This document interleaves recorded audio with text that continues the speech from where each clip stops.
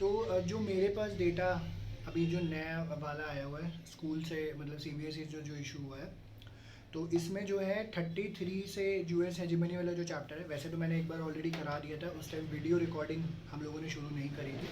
ठीक है, तो 33 से 37 पेज तक ये आ रहा है इस बुक का, प्लस उसके बाद जो है आप देखोगे 45 पेज पे इंडिया रिलेशनशिप विद यूएस है, वो 47 पेज तक आ रहा है।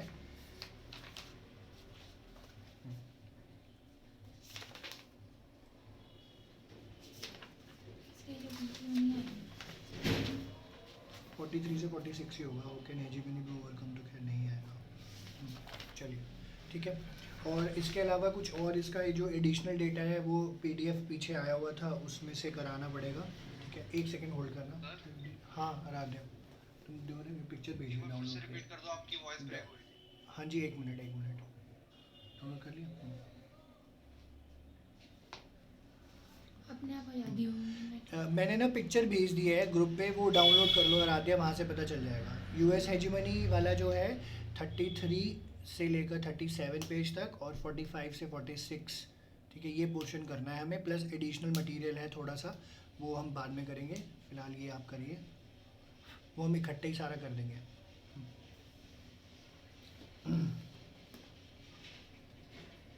आवाज़ मेरी क्लियर है? कोई वो तो नहीं है, ग्लिच तो नहीं आ रहा, ब्रेक तो नहीं हो रही आवाज़?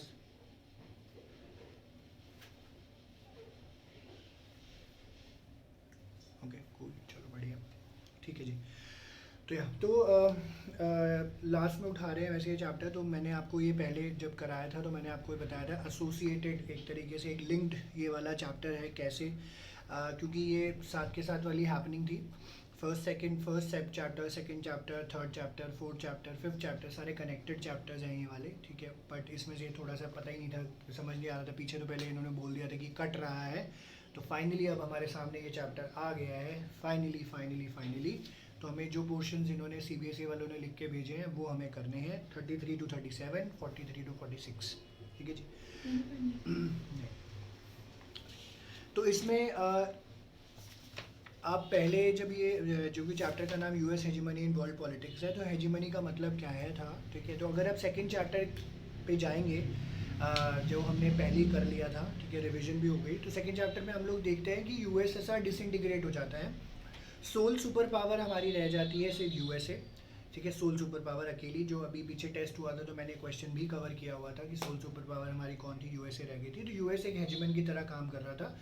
हेजिमनी बेसिकली उसने शो करी थी मिलिट्री के पॉइंट ऑफ व्यू से, ठीक है, पहली चीज़, और पॉलिटिकली और कल्चरली, ठीक है, इकोनॉमिकली सबसे इम्पॉर्टेंट जो है उसने किया था।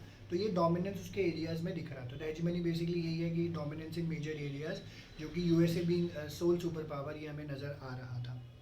तो जब यूएसए इस पिक्चर में आता है as a sole super power, तो ये एक फॉर्मेशन होती है यहाँ पे जिसको नाम दिया गया beginning of the new world order. यहाँ से टॉपिक शुरू होता है, ठीक है, beginning of the new world order. ये क्या कहते हैं, तो ये कहानी ही है, ठीक है, आराम से मैं आपके लिए पढ़ देता हूँ। तो कहते हैं अचानक से सोवियत यूनियन कोलैप्स हुआ, तो सब लोगों के सामने ये इवेंट जो है एक सरप्राइजिंग इवेंट की तरह यहाँ पे आया।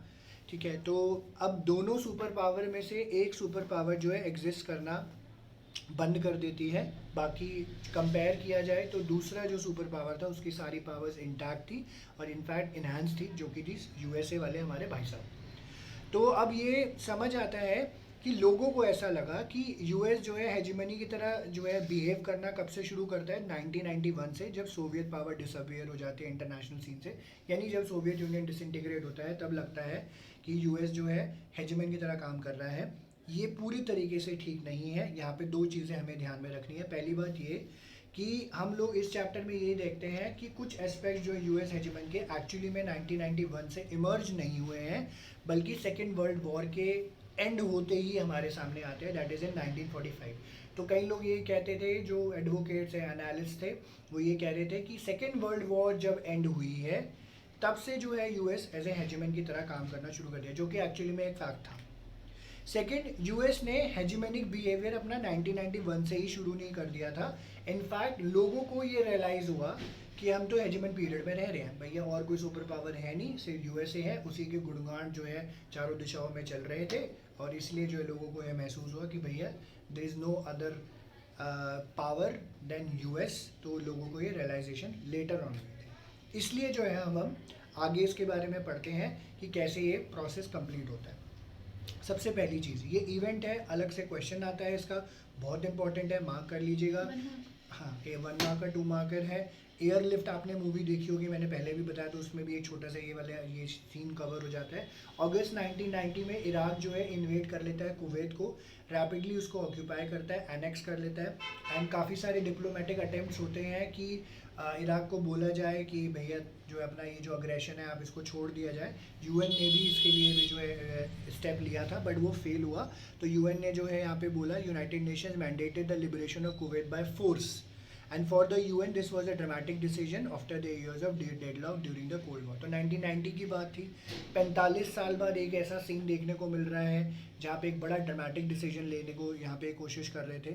तो यूएस प्रेसिडेंट थे जॉर्ज H.W. बुश, उन्होंने जो है इसको नाम दिया held the emergence of a new world order, इसको नाम दिया गया न्यू वर्ल्ड ऑर्डर। तो हुआ क्या था इसमें, जो कि one and the same event ही है, कोई ज़्यादा डिफरेंस वाली बात नहीं है। तो यहाँ पे क्या कहते हैं, मैसिव कोएलिशन फोर्स था 6,60,000 ट्रूप्स का, जो कि 34 कंट्रीज से था। इराक के साथ वो लोग लड़े एंड इनको हराया गया इराक को, जिसको नाम दिया गया फर्स्ट गल्फ वॉर। ठीक है, अब ये फर्स्ट गल्फ वॉर आप प्लीज़ अंडरस्टैंड करिएगा इसको। फर्स्ट गल्फ वॉर के बड़े अलग अलग से नाम है जो कि अभी हमें आगे पढ़ने को मिलेंगे, तो बच्चे कई बार कंफ्यूज हो जाते हैं कि फर्स्ट गल्फ वॉर वही है, कंप्यूटर वॉर है या वीडियो गेम वॉर है। ये actually one and the same thing he है, अभी आगे पढ़ने को मिलेगा। और ये इंपॉर्टेंट है, कितने ट्रूप्स थे, कितनी कंट्रीज़ ने लड़ा था और कौन हार गया था, पता रखना है आपको। हाउएवर ये कहते हैं कि होता क्या है, UN operation which was called operation desert storm was overwhelmingly American. तो इसको लड़ने के लिए इन्होंने ऑपरेशन डेजर्ट स्टॉर्म का जो है नाम दिया था फर्स्ट गल्फ वॉर के अंदर। ये आप कनेक्टेड ही है, यहाँ पे ध्यान रखिएगा। तो इसको ये बोला गया कि ज़्यादातर अमेरिकन ही था। क्यों अमेरिकन था, क्योंकि अमेरिकन जनरल थे नॉर्मन शॉर्सकॉफ, इन्होंने जो है यूएन कोएलिशन लीड किया था। 75% ऑफ कोएलिशन फोर्सेस यूएस की थी, क्योंकि यूएन ने बोला था कि भाई कुवैत को फ्री कराओ, इराक से लड़ाई लड़ रही थी।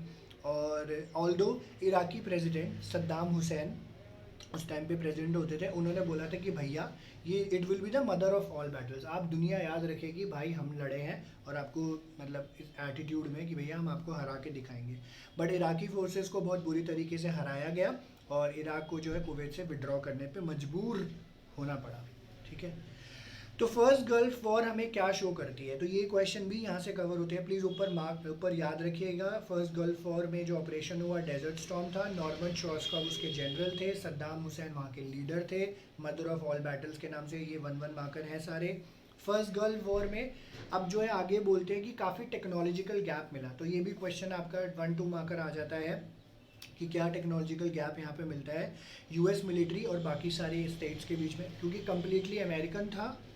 तो ये क्या कहते थे, यूएस ने जो है वहाँ पे थोड़ा सा शोषा किया, जैसे शादी करते हैं नॉर्थ इंडिया में तो बड़ा सारा पैसा खर्च कर रहे होते हैं, सिंगर विंगर भी बुलाते हैं ना, तो यूएस ने बोला भाई साहब हमारे पास स्मार्ट बॉम्ब्स हैं, हमारा जैसे बॉम्ब किसी के पास नहीं है। जैसे बचपन में होता था दिवाली के टाइम पे, ये देखो हमारे पास नाजी बॉम्ब है, ये गोला बॉम्ब, ये लक्ष्मी बॉम्ब। ठीक है, ऐसे यूएस ने बोला we have the smart bombs. ठीक है, एंड यूएस के इसका बहुत ज़्यादा यूज़ किया गया यूएस ने, और कई ऑब्जर्वर्स ने ये बोला फर्स्ट गल्फ वॉर के अंदर ऑपरेशन डेजर्ट स्टॉर्म हुआ, उसके अंदर जो लड़ाई चल रही थी, तो आप कंप्यूटर पे गेम्स खेल रहे होते थे, उसको कंप्यूटर वॉर का नाम दे दिया गया। वाइड स्प्रेड टेलीविजन कवरेज इसका हुआ, जिसको वीडियो गेम वॉर का भी नाम दिया गया, एंड पूरी दुनिया जो है इसको अपने घर पे टेलीविजन पे बैठ के देख रही थी। ठीक है, of the destruction of the Iraqi forces live on the TV in the comfort of their living rooms. Incredibly, ठीक है, तो ये देखा गया। तो इसमें टेक्नोलॉजिकल गैप क्या था, ये क्वेश्चन याद रखिएगा कि यूएस ने जो है highly publicised so called smart bombs का यूज़ किया गया था, जो कि कभी नहीं यूज़ किया गया, एंड इसको operation video game war, computer war के नाम से भी जाना गया। इनक्रेडिबली ये जो वॉर हुई इराक और कुवैत वाली जो थी, यूएस को एक्चुअली में काफ़ी ज़्यादा फ़ायदा यहाँ से हुआ। तो अकॉर्डिंग टू रिपोर्ट्स यूएस को काफ़ी वॉर लड़ने के लिए काफ़ी कंट्री से सपोर्ट मिला था, जर्मनी, जापान, सऊदी अरेबिया। जितना उसने पैसा खर्च नहीं किया उससे कहीं ज़्यादा जो है यूएस को वापस मिल गया था। ठीक है, अब उसके पीछे क्या रीज़न थे वो यहाँ पे नहीं डिस्कस्ड है। ठीक है, बट हमें इतना ही याद करना है, this half history is full history actually. ठीक है, ये इन्होंने यहाँ पे बताया। तो this was the emergency of new world order, George H.W. Bush के अंदर हुआ था। इराक कुवैत की लड़ाई इन्होंने बता दी। तो first gulf war is also known as operation desert storm, is also known as video game war, is also known as computer war, ठीक है। एंड इसमें highly publicised so called smart bombs का यूज़ हुआ था, ठीक है जी, ये बताया। तो इसके बाद फिर क्या होता है कि ये तो सारी कहानी चलो निपट गई। अब थोड़ी सी जो है इनके इलेक्शन वगैरह होते हैं तो प्रेसिडेंशियल फॉर्म जो है इनका चेंज होता है। क्लिंटन का टाइम आ जाता है, बिल क्लिंटन एक्चुअली। तो despite winning the first gulf War, George H W. Bush जो है यूएस प्रेसिडेंशियल इलेक्शन 1992 के हार जाते हैं। किसको? William Jefferson bill Clinton of the democratic party, who had campaigned on domestic rather than foreign policy issue. तो ये थोड़े से बिल क्लिंटन व भाई साहब जो थे हमारे, वो थोड़े से सीधे साधे आदमी थे। वो कह रहे थे कि भैया हम ज़्यादा बाहर के इश्यूज़ के ऊपर लड़ाई झगड़ा नहीं करेंगे, हम डोमेस्टिक इश्यूज़ के ऊपर बातचीत करेंगे। तो बोले ठीक है जी। तो बिल क्लिंटन दोबारा जीते 1996 में और 8 साल के लिए लगातार प्रेसिडेंट वहाँ पे रहे। और क्लिंटन के कार्यकाल के दौरान हम आप यह देखते हैं कि यूएस ने अपने आप को कम्प्लीटली विड्रॉ कर लिया था फॉरेन अफेयर्स बाहर से। इन्होंने अपने आप को कम्प्लीटली फोकस किया इंटरनल अफेयर्स से, और वर्ल्ड पॉलिटिक्स में भी इन लोगों ने अपने आप को एंगेज नहीं किया। सेम टाइम पे इन्होंने बोला, जब फॉरेन पॉलिसी की बात करी गई तो क्लिंटन की गवर्नमेंट ने सॉफ्ट इश्यूज़ के ऊपर फोकस किया, जैसे डेमोक्रेसी प्रमोशन था, क्लाइमेट चेंज था, वर्ल्ड ट्रेड था, और हार्ड पॉलिटिक्स और मिलिट्री पावर और सिक्योरिटी के ऊपर फोकस नहीं किया। तो क्लिंटन वन ये बोला, भैया हम जो है आराम से काम करेंगे, प्यार प्यार से दुनिया को चलाएंगे, लड़ाई झगड़ा नहीं करना है हमको, ठीक है, ये चीज़ बोली गई।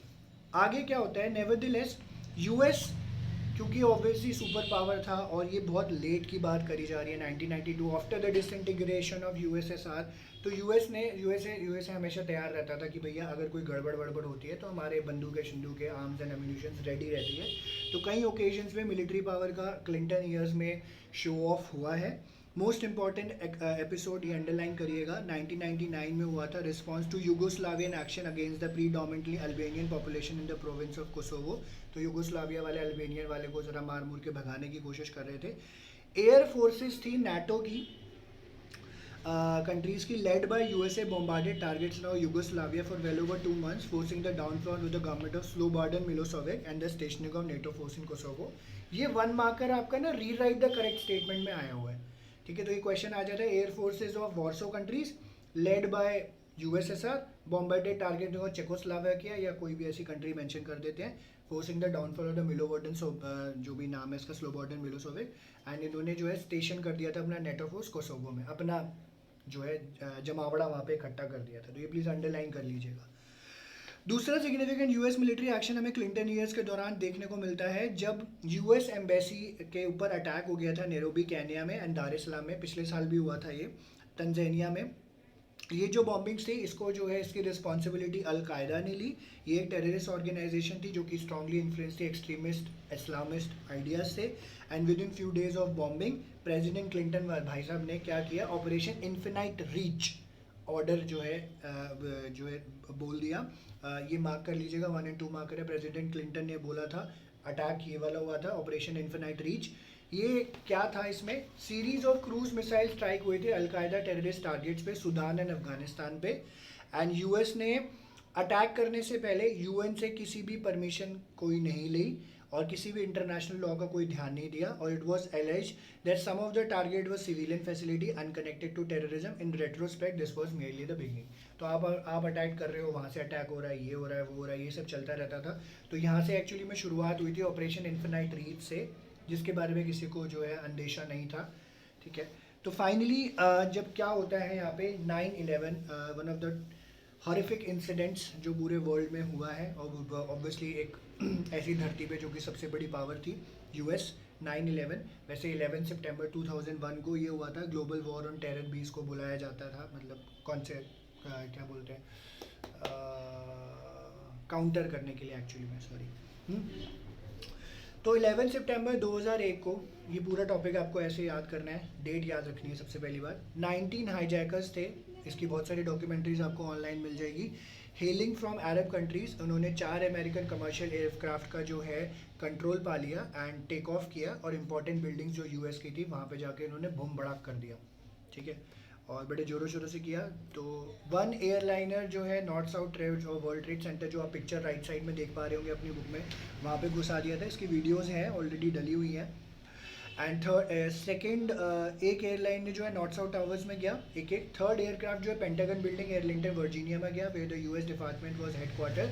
फोर्थ एयरक्राफ्ट जो है प्रिज्यूमेबली कैपिटल बिल्डिंग के लिए बाउंड था बट पेंसिल्वेनिया फील्ड्स में उसको गिरा दिया गया था क्योंकि वहाँ के थोड़े से जो लोग थे प्लेन के अंदर उन लोगों ने काफ़ी करेज दिखाया और उसको नीचे गिरा दिया था प्लेन को, ठीक है, क्रैश हो गया था बाद में। तो अटैक्स को नाम दिया गया 9/11 और वहाँ पर कन्वेंशन है कि MMDDYY लिखते हैं, हम लोग DDMMYY लिखते हैं, इसलिए 11 सितंबर है ये डेट। अटैक्स में 3000 लोगों की मौत हो गई, ये 1 मार्कर का क्वेश्चन आया हुआ है काफ़ी बार। और in terms of the shocking effect on American इसको कंपेयर किया गया जब पर्ल हार्बर का अटैक हुआ था 1814 में, उससे कंपेयर किया गया था 1814 and the Japanese attack on Pearl Harbor in 1941 actually. और in terms of loss of life 9/11 जो है वो मोस्ट सीवियर अटैक था यूएस के सॉइल पे since the founding of the country in 1776, ठीक है, जब से ये बना था तब से लोगों को रियलाइज़ हुआ कि ये बहुत जो है दर्दनाक और ख़तरनाक इंसिडेंट था जो कि यहाँ पे देखने को मिला। तो अब क्या हुआ, यूएस अपनी तैयारी करके बैठा था कि भाई साहब हमारे पे अटैक हुआ है तो हम तो बदला लेंगे, ठीक है, तो बदला लेना यूएस का शुरू से ही रहा है। तो यूएस का रिस्पांस बहुत ज़्यादा फिरोशियस एंड स्विफ्ट था। Clinton had been succeeded in the US presidency by George W. Bush of the Republican Party, son of the earlier President George H.W. Bush. Unlike Clinton, Bush had a much harder view of US interests and of the means which to advance them. तो इस time पे actually में क्या था, मुझे पता था, मैं लाइव टेलीकास्ट ही देखता, न्यूज़ में ही चलता रहता था, उस टाइम पे जिंदा था मैं बेचारा 2001 में, ऑब्वियसली तभी पढ़ा रहा हूँ यहाँ पे ठीक है। तो जॉर्ज डब्ल्यू बुश थोड़ा सा एक्सट्रीमिस्ट आदमी थे भाई साहब, उसने बोला कि हम तो ऐसी तैसी कर देंगे।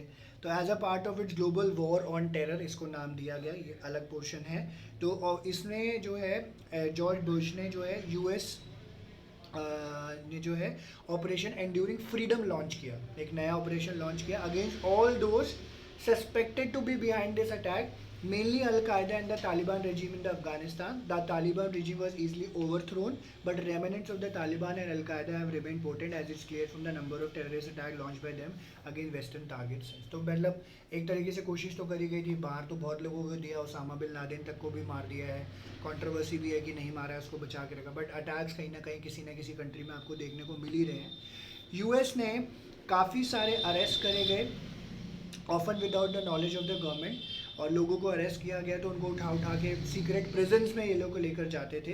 कई लोगों को जो है ये मार्क कर लीजिएगा, इंपॉर्टेंट है, 1 मार्कर है, ग्वांतनामो बे एक यूएस नेवल बेस होता था क्यूबा में, वहाँ पे ले जाते थे जहाँ पे किसी भी कंट्री का कोई भी लॉ काम नहीं करता था, किसी को भी अब उठा के लेके जाके वहाँ पे भर्ती करा देते थे। एंड इनफैक्ट यूएन का भी वहाँ पे किसी भी रिप्रेजेंटेटिव्स को अलाउड नहीं था कि आप विजिट कर सकते हैं, ये सिर्फ यूएस ही कर सकती थी और उसने ही किया था, ठीक है। तो ये पूरा इंसिडेंट आपका था 9/11। तो 9/11 में आप पढ़ते हैं क्या हुआ, 4 एयरक्राफ्ट, 19 हाईजैकर्स, 3000 लोग मर गए। 11 सितंबर कंपैरिजन इसका देखने को मिला। जॉर्ज डब्ल्यू बुश उस टाइम पे प्रेसिडेंट थे, इन्होंने ऑपरेशन एंड्यूरिंग फ्रीडम लॉन्च किया, अफगानिस्तान तालिबान रेजिम में काफ़ी लोगों को मार गिराया, बट इसके बावजूद भी कई लोग बचे हुए थे क्योंकि उसके बाद काफ़ी सारे अटैक्स हुए, तो लोगों को रियलाइज हुआ हाँ भाई साहब ये अभी मरे नहीं हैं, हम अमर हैं, हम मर नहीं सकते, ठीक है। ये वैसे मिर्ज़ापुर का डायलॉग है, हाँ जी। और ग्वांतनामो बे को आप याद रखिएगा, 1 मार्कर है, काफ़ी बार ये कवर हो रखा है, ठीक है जी। यहाँ तक किसी को कुछ पूछना है? आई होप ये क्लियर हो, यहाँ तक किसी का कोई डाउट? ओके, ठीक है जी। एंड इसके बाद आप देखते हो इराक इन्वेजन का दिया हुआ, ये क्वेश्चन 4 मार्कर में वैसे अलग से कवर हो जाता है, बट इसमें से MCQs भी आए हुए हैं आपके, और 1 मार्कर 2 मार्कर के भी क्वेश्चन आए हैं। तो बहुत छोटा सा टॉपिक बट इंपॉर्टेंट है, तो प्लीज़ ध्यान दीजिएगा यहाँ पे। तो इराक इन्वेजन क्या था, 19 मार्च 2003 की बात है, यूएस ने एक इन्वेजन शुरू किया under the code name, Iraq में ही किया था, इराक की तो वैसे भी धज्जियाँ उड़ा रखी हैं इन लोगों ने, ऑपरेशन इराकी फ्रीडम। 40 कंट्रीज़ ने इसको ज्वाइन किया था, इसको नाम दिया गया था US led coalition of the willing, and UN ने इसके लिए भी मना कर दिया था कि भाई इराक इन्वेजन आपको नहीं करना है। अब यहाँ पे पर्पस क्या था, पर्पस का क्वेश्चन पूछ लेते हैं कि इराक इन्वेजन क्यों हुआ। यूएस को किसी ने रिपोर्ट किया कि इराक जो है weapons of mass destruction WMD बना रहा है और उसको जो है वहाँ पे बंद करना है। तो हालांकि जब अटैक हुआ, इन्वेड हुआ, तो किसी भी तरीके का कोई एविडेंस नहीं मिला कि WMD बना रहे हैं, और लोगों ने जो है, क्रिटिक्स ने जो है वहाँ पे ये देखा कि सीधा ये मोटिव था इन्वेड करने का कि इनको इराकी ऑयल फील्ड्स को कंट्रोल करना था और एक रेजीम जो है फ्रेंडली टू यूएस स्टैब्लिश करनी थी ज़बरदस्ती। टेक ओवर करके, ठीक है, ऐसा लोगों ने यहाँ पे बोला और एक्चुअली में करना भी चाहते थे। ऑल्दो सद्दाम हुसैन की गवर्नमेंट गिर गई, यूएस पैसिफाई भी नहीं कर पाया इराक को ढंग से, इंस्टेड फुल फ्लेजेड इंसर्जेंसी हुई अगेंस्ट यूएस ऑक्यूपेशन, जो कि इराक में शुरू हो गया कि भाई साहब आप हमारी कंट्री में गोला बारूद असला लेके घुस गए हो, सबको मार गिराया। 3000 मिलिट्री पर्सनल मर चुके थे इसमें यूएस के। इराकी कैजुअलिटीज़ बहुत ज़्यादा आई थी, लगभग 50,000 से ज़्यादा लोग जो हैं इसमें मर चुके थे। And it was now widely recognised that US invasion of Iraq was some crucial aspect both a military and a political failure. तो ये लाइन अंडरलाइन कर लीजिएगा, एक क्वेश्चन 4 मार्कर का आ जाता है, कौन सा ऐसा इवेंट था जो कि मिलिट्री और पॉलिटिकल फेलियर था, एक्सप्लेन। तो मिलिट्री और पॉलिटिकल फेलियर इस पूरे चैप्टर में सिर्फ इराक इन्वेजन था, ठीक है, क्योंकि ढंग से यूएस कैलकुलेट नहीं कर पाया और प्रॉब्लम देखने को मिली थी। ये बोर्ड्स का क्वेश्चन है, ठीक है, तो ये आप मार्क करिए। तो इराक इन्वेजन में ये सारी कहानी हुई थी, तो ऑस्टेंसिबल नहीं 4 मार्कर का आता है ये। एक्सप्लेन भी करना पड़ेगा। एक्सप्लेन जैसा आपने क्या राधिक? आपने जो अभी बोला हम्म। आपने जो अभी बोला सर कि जो वॉर में कितने लोग मरे थे, तो हम अगर ऑप्शन आएगा ऑपरेशन इराकी फ्रीडम, तो वही करना है। हाँ जी हाँ जी हाँ जी। थोड़ा सा कभी कभी कंफ्यूज हो जाता है बिकॉज 2-3 इंस्टेंस में इन्होंने इराक मेंशन किया हुआ है, बट आपको थोड़ा सा आपको डीपली पढ़ना पड़ता है। तो जैसे ये फ्रीडम, तो इसको बेसिकली आप फ्लो चार्ट बना लीजिएगा आप अपनी कन्वीनियंस के लिए, ठीक है।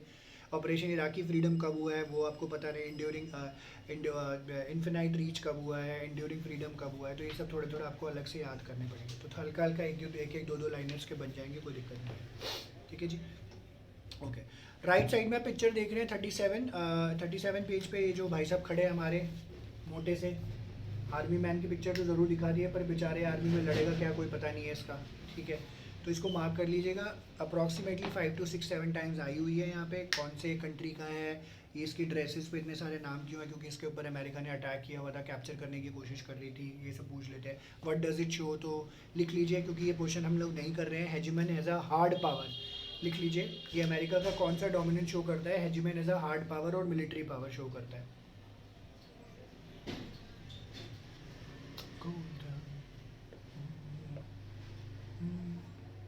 मिलिट्री। कीर्ति वो गाना बहुत अच्छा था, मैं कल से सुने जा रहा हूँ, गोल्डन। कौन सा वाला मिलिट्री रूल ना? मैंने कम से कम 5-7 बार सुन लिया। इनफैक्ट अभी मैं काम कर, वो तुम्हारी ना वो जो वीडियो बनी थी उसके साथ इतना एप्ट लग रहा था, मज़ा आ गया सुन के। Nice nice. ओके, कौन सी कंट्री रिप्रेजेंट कर रहा है? यूएसए का लीड से, यूएसए का वो है बंदा।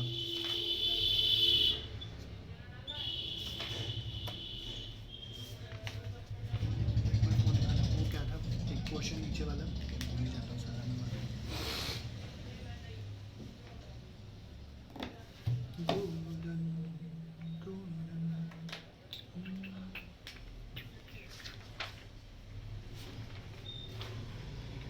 ओके, और सीधा आप लोग आएंगे पेज नंबर 45 पे, इंडिया का रिलेशनशिप यूएस के साथ क्या था, ठीक है। आज हम मतलब यही करके इतना ही करके रखेंगे, तो उसका बाकी वाला हम लोग बाद में देख लेंगे, इंडियाज़ रिलेशनशिप विद यूएस। हाँ जी, अब एक्चुअली में क्या था कि इसको थोड़ा सा हम लिंक कर देते हैं तो कि ताकि थोड़ा सा इजी हो जाएगा। तो आप देखते हैं फर्स्ट चैप्टर जब आप पढ़ रहे होते हैं इसका, कोल्ड वॉर वाला एरा, तो उसमें आप देखते हैं काफ़ी सारे इवेंट्स होते हैं और एक डेवलपमेंट होती है जो कि कम्प्लीटली डिफरेंट होती है, वो थी नैम, नॉन अलाइन मूवमेंट। क्या था हमें पता ही है, नॉन अलाइन मूवमेंट जब यूएसए एंड यूएसएसआर के जो भी रिस्पेक्टिव अलायंसेस थे उसको ज्वाइन करने से इंडिया वाले भाई साहब ने मना कर दिया था। 4 कंट्रीज़ ने और सपोर्ट किया था, लेटर ऑन ये बढ़ गया था काफ़ी सारे। सेकेंड चैप्टर जब आते हैं तो यहाँ पे आप देखते हैं कि डिसइंटीग्रेशन जब हो रहा था तो इंडिया का पोस्ट कम्युनिस्ट और प्री कम्युनिस्ट, या मेजरली पोस्ट कम्युनिस्ट इंडिया और यूएसएसआर का या रशिया का रिलेशनशिप वहाँ पे दिखाया। तो एक डेवलपमेंट थी जो कि इंडिया की फॉरेन पॉलिसी का भी पार्ट था। सेकंड डेवलपमेंट आप ये देखते हैं जब ये चैप्टर में आप आते हैं तो इंडिया का रिलेशनशिप यूएस के साथ भी बड़ा क्रूशियल था, बड़ा इंपॉर्टेंट था। एंड लोग ये बोलते थे, काफ़ी लोगों ने बोला था कि इंडिया को यूएस के साथ रिलेशनशिप स्ट्रॉन्ग करने चाहिए क्योंकि ये प्रो डेमोक्रेटिक है, ये कम्युनिस्ट नहीं है। और हालांकि कई इंस्टेंसेस पे यूएस ने काफ़ी सपोर्ट भी किया, कई इंस्टेंसेस में अपना सपोर्ट खींच भी लिया। तो इनफैक्ट पाकिस्तान को काफ़ी एड देता था यूएस। तो लेटर ऑन जब टेररिज्म का थोड़ा सा जो है काफ़ी बढ़ गया था तो यूएस ने अपना एड्स पाकिस्तान को देना बंद कर दिया था, ठीक है जी। तो ये क्या कहते हैं, कोल्ड वॉर के दौरान इंडिया जो है ऑपोजिट साइड पे था, found itself on the opposite side of the divide from the US. अब ये हुआ था कि कोल्ड वॉर के दौरान ये तो पता था नेटो वॉरसो चल रहा है। अब इंडिया जो है उसका रिलेशनशिप सोवियत यूनियन के साथ थोड़ा सा बेटर था। अब जब कोलैप्स हुआ सोवियत यूनियन का तो इंडिया ने वाले बोला हमारा दोस्तवा तो हमें छोड़ के चला गया, अब हमारा कौन दोस्त बनेगा। तो उन्हें बोला चलो ठीक है, एक काम करते हैं कि एक दोस्त जो छुपा बैठा था और वो हमसे थोड़ा सा नाराज़ था उसके पास चलते हैं, और इतने इंटरनेशनल एनवायरनमेंट में कोई तो साथ होना चाहिए हमारा जो हमारा हाथ पकड़ के हमें आगे तक पहुंचाए। तो बोलो चलो यूएस के पास चलते हैं, यूनाइटेड स्टेट्स वहाँ के पास। However, there were also the years when India decided to liberalize its economy and integrate it with the global economy. तो 1990s में ये हो गया था। जो इकोनॉमिक्स वाले बच्चे हैं या वैसे भी एलपीजी पॉलिसीज हमारी आई थी, यूएस फंडेड ही थी सारा, यूएस ने ही बोला था कि हम करेंगे, $7 बिलियन का लोन मिला था वहाँ से, तो वो चीज़ करने के लिए करा गया था। तो ये जो पॉलिसी थी इंडिया की, this policy and India's impressive economic growth rates in recent years have made the country an attractive economic partner for a number of countries including the US. And it is important that we do not lose sight of the fact that two new factors have emerged in Indo-US relation in recent years. These factors relate to technological dimension and the role of Indian American diaspora. तो technology के मामले में India और US का relation एक अच्छा हुआ है, अपडेटेड नहीं है, थोड़ा बहुत हमें आगे वो जो सप्लीमेंट्री मटेरियल है वहाँ पढ़ने को मिल जाएगा। और इंडियन अमेरिकन डायस्पोरा, इसमें यही बोला हुआ है कि अमेरिका में इंडियंस लोग काफ़ी रह रहे हैं, वहाँ पे उनका भी थोड़ा सा एक बोलबाला हो जाता है। इंडीड, अभी जैसे कमला हैरिस केरला से भी लोग बोल रहे थे, साउथ इंडिया में केरला की थी तो ओरिजिनेशन, तो उसका थोड़ा सा लोग इंडिया को लग रहा है कि हाँ भैया चलो कोई तो हमारा इंडियन वहाँ पे आया है, और भी काफ़ी सारे लोग कैबिनेट में आएंगे, अभी सुनने को आ रहा है ऐसा। So indeed these two factors are interrelated, consider the following facts. तो ये कुछ फैक्ट्स हैं, इन्होंने बोला कि क्या रिलेशनशिप किस लिए इंपॉर्टेंट है। सबसे पहली बात, ये बुलेट्स है, इंपॉर्टेंट है, मार्क कर लीजिएगा। यूएस जो है 65% ऑफ इंडिया का टोटल एक्सपोर्ट एब्जॉर्ब करता है in the software sector. 35% technical staff Boeing का जो है इंडियन ओरिजिन का है। 3 लाख इंडियन जो है सिलिकॉन वैली में काम करते हैं। 15% ऑल जितने भी हाईटेक स्टार्टअप्स हैं वो इंडियन अमेरिकन के हैं। And like all other countries, India ने भी जो है ये डिसाइड करने की कोशिश करी कि हम क्या रिलेशनशिप, कैसा रिश्ता चाहते हैं हम यूएस के साथ, ये रिश्ता क्या कहलाता है, ठीक है, क्या कहलाएगा in the phase of global economy. अब the choices are not exactly easy. Within India the debate seems to be around 3 possible strategies. अब ये भी क्या हुआ, ये स्ट्रैटेजी करके 4 मार्कर का क्वेश्चन आ जाता है कि किस तरीके का रिलेशनशिप यूएस चाहती थी, और जैसे पीछे अभी बुलेट जो हमने पढ़े, क्या रिलेशनशिप यूएस और इंडिया शेयर करते हैं, और ये स्ट्रैटेजीज अलग है, तो दोनों अलग अलग तरीके से कवर होते हैं। तो सबसे पहली बात इन्होंने बोली, इंडियन एनालिस्ट जो थे उन्होंने बोला इंटरनेशनल पॉलिटिक्स में largely in terms of military power are fearful of the growing closeness between India and the US. तो लोग अगर ऑब्जर्व करेंगे तो ये देखेंगे कि कहीं ना कहीं इंडिया और यूएस की क्लोजनेस बढ़ रही है, ये सही नहीं है। दे वुड प्रेफर कि इंडिया जो है अकेला हो जाए यूएस से एंड अपनी जो है नेशनल पावर को एनहांस करने की कोशिश करें। एक्चुअली में नाम में भी हुआ था ये वाला थोड़ा सा, तो यहाँ पे लोगों का ये सोचना था, ऐसे था, इस तरीके से। बाकी सारे एनालिस्ट क्या सोचते थे कि इंडिया और यूएस का जो है कन्वर्जिंग इंटरेस्ट हमें देखने को मिल रहा है and this is a historic opportunity, इसका आपको फ़ायदा उठाना चाहिए। उन्होंने ये बोला, they advocate a strategy that would allow India to take advantage of US hegemony and the mutual convergence to establish the best possible option for itself. तो अपने लिए जो फ़ायदा हो सकता है अब यूएस के रिलेशनशिप के साथ आप निकालिए। Opposing the US, they argue, is a futile strategy that will only hurt India in the long run. कहते हैं अगर आप यूएस सामने से आ जाता है बाई चांस, ठीक है, और आप उसको मना कर देते हो कि भाई साहब हम आपकी दोस्ती को एक्सेप्ट नहीं करते हैं, तो ये इंडिया के लिए नुकसानदायक साबित हो सकता है। तीसरा जो ग्रुप था देखने वाला एनालिस्ट का, उन्होंने बोला कि they would advocate India should take lead in establishing a coalition of the countries from developing world. तो उन्होंने बोला कि चलो बाकी सब चीज़ें छोड़ो, आप सारे लोगों को जो बाकी अलग अलग है उनके साथ इकट्ठे हो जाओ, and over the period of time ये कोएलिशन इतना ज़्यादा सक्सेसफुल हो जाएगा, पावरफुल हो जाएगा, जो कि यूएस के हेजेमन को दबाव बनाने में या ख़त्म करने में काफ़ी हेल्प करेगा। बट ये पॉसिबल नहीं था और ये हुआ भी नहीं इनफैक्ट। तो इंडिया और यूएस का रिलेशन जो है परहैप्स कॉम्प्लेक्स है। Single strategy manage to be manage by single strategy. India needs to be develop in appropriate mix of foreign policy strategies to deal with the US. तो इनको एक तरीका ढूंढना पड़ेगा जिससे वो यूएस के साथ डील कर पाए। इनफैक्ट अब तो काफ़ी सारी चीज़ें ओपन अप हो गई और काफ़ी सारी चीज़ों पे इकट्ठे मिलकर ये लोग काम भी कर रहे हैं। तो ये इन्होंने यहाँ पे बताया कि क्या रिलेशनशिप है। तो 2 पोर्शन थे, मैं एक बार दोबारा आपको बता देता हूँ। इंडिया का रिलेशनशिप यूएस के साथ, अकेले हो गए थे भाई साहब, अकेले हो गए तो बोले हमारा दोस्तों का कौन बनेगा, तो बोले यूएस के पास हम लोग जाते हैं। तो ये इनका बताया कि इंडिया और यूएस का रिलेशनशिप क्या है एक्चुअली में। तो यूएस का एक्सपोर्ट सेक्टर सॉफ्टवेयर का, technical staff of Boeing, silicon valley और स्टार्टअप्स। और इन्होंने बोला स्ट्रैटेजीज क्या है, तो तीन व्यूज़ हैं, एक एक व्यू करके दिया हुआ है। पहला इन्होंने बोला कि इंडिया यूएस के रिलेशनशिप में लोगों से प्रॉब्लम हो सकती है। दूसरा इन्होंने बोला कि इंडिया यूएस का रिलेशनशिप बहुत अच्छा है, इसका फ़ायदा उठाना चाहिए। तीसरा इन्होंने बोला आप कोएलिशन शो कर लो कंट्रीज़ का जो बाकी अपार्ट फ्रॉम यूएस है, और उसके साथ मिलकर काम करो तो यूएस के डोमिनेंस को ख़त्म किया जा सकता है। ठीक है, तो ऐसा क्या हुआ नहीं इनफैक्ट। ठीक है, तो ये हमें करना है, इसके अलावा आपको कुछ नहीं करना है। ठीक है, इसके अलावा जो एडिशनल मटेरियल आया हुआ है वो हमें करना है, उसकी क्लास लगेगी, वो हम लोग अभी फ़िलहाल नहीं कर रहे, हम इतना ही करेंगे। अब यहाँ तक किसी को कुछ पूछना है, किसी को नहीं समझ आया तो प्लीज़ पूछ लीजिए। वीडियो पैरेलली रिकॉर्ड हो गई है, मैं अपलोड कर दूँगा। ठीक है ना सर, हाफ इन सर हाँ जी, इसमें वो भी तो आ रहे हैं, स्ट्रक्चर पावर, सॉफ्ट पावर और हार्ड पावर। यार जो मटेरियल आया है कीर्ति उसमें तो ये नहीं मेंशन किया हुआ है, उसमें तो पेज नंबर्स बोले हैं कि वही करने हैं बस जो मैंने भेजा है ना अभी ग्रुप पे। हाँ जी। हाँ, बाकी एक बार चेक कर लेना, मैं अगर कहोगे वो देख लेंगे। मैं तो उसी के अकॉर्डिंगली चल रहा हूँ, क्योंकि अभी लेटेस्ट कहीं जो स्कूल में भी कराया है काफ़ी लोगों को, तो यही पोर्शंस कराए हुए हैं।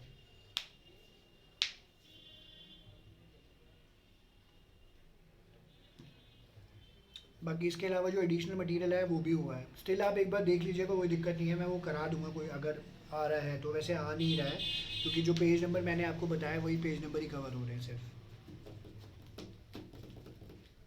ठीक है, किसी और का कोई डाउट, कोई पोर्शन जो नहीं समझ आया हो?